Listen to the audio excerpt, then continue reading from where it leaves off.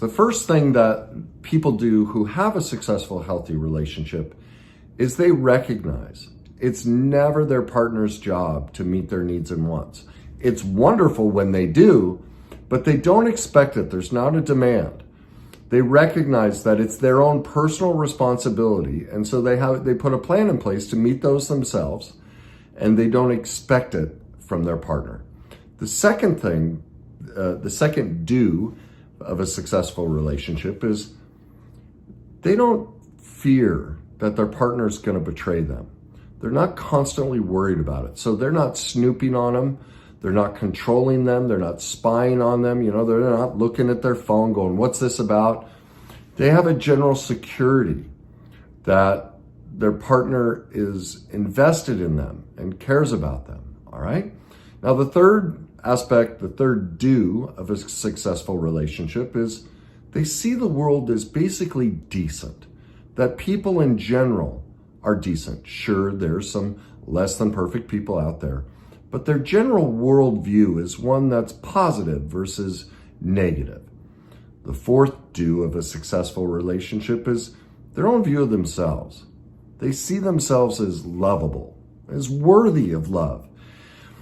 They recognize that they have a lot of great qualities and their imperfections. They love and accept those as well. And therefore, they're open to the possibility that there's somebody else out there who has the exact same feeling about themselves and is willing to accept those perfect imperfections, that as a whole, they are lovable. The next do of a successful relationship is that they just don't allow harmful behaviors. They don't make excuses for them. They don't condone them. They don't see them as, look, I have to put up with something, for me to be loved.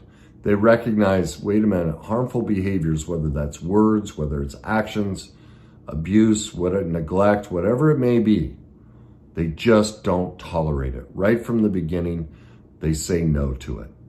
The next do of a successful relationship is they don't abandon themselves to be loved. They don't give up their friends. They don't give up their hobbies.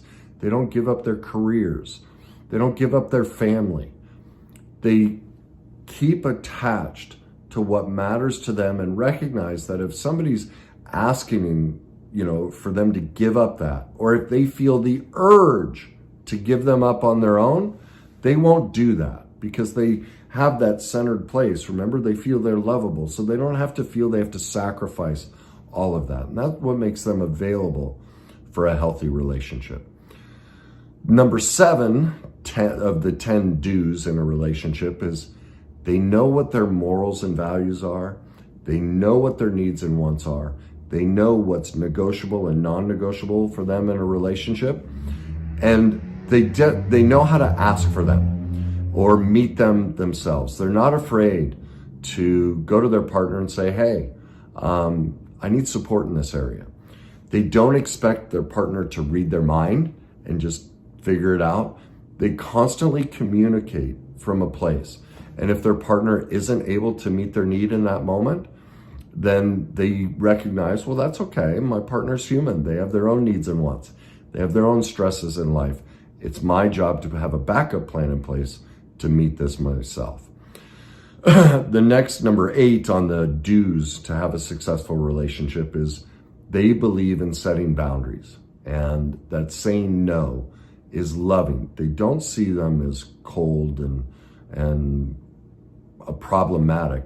They see that boundaries create safety, boundaries create love, and that no is actually love, that it's perfectly reasonable, it's perfectly okay to say no to our partner. Now, the 9th example of the things people do to have a successful relationship is they never enable, rescue, or play the parent with their partner. They see that, my partner is going to struggle, and I have faith in them, and it's their job to figure it out. I don't have to play the rescuer for them. I don't have to enable them just to keep them around, to gain that false power over them by being a surrogate mother or father that they never had. I don't gain my own esteem from rescuing them or enabling them. I recognize that I've picked a partner who's capable of doing that on their own. And even at times when they may not want to, or they take a break from doing the work on rescuing themselves, that they'll get back to it. Because remember, earlier, they have a trust for people. They have a trust in the process, all right? The final do that people will do in a successful relationship is that they embrace all relationships are difficult. And so they don't withdraw and shut down. They don't pull their love away. They don't run off and quit on it. They stay engaged. They actually understand that the difficulties are what create the long-lasting intimacy and connection, and that they'll use those, both people will use those difficulties to learn about each other and gain a deeper trust and understanding for each other, all right?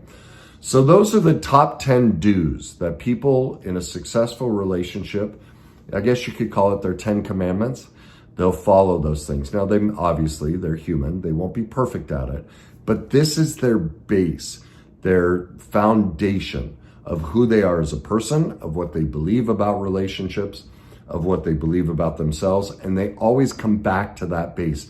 This is where they originate relationship from.